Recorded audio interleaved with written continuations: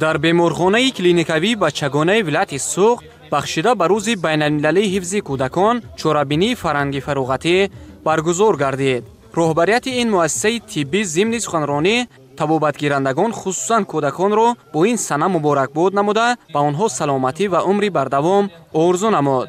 روز بین‌المللی حفظ کودکان اهمیت کودکان را در حیات و جامعه ما همچون اعضای مهم جامعه تاکید میکند و ما را وظیفه‌دار میسازد که هر کودک باید به تحصیل، حفظ سلامتی و محیط بی‌خوف برای به وای رسیدن در آن دسترسی داشته باشد. روز بین‌المللی محافظت کودکان یکی از سنه‌های مهم در روند تشبس‌های عمومی بشریت برای حفظ حقوق و آزادی‌ها و حل مشکلات کودکان به حساب می‌رود.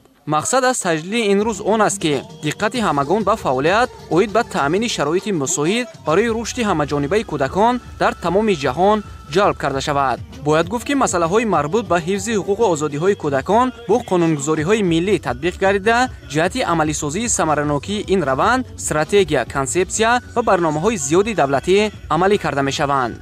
در این روز به چندی از کودکان تحفه‌ها تقدیم گردید.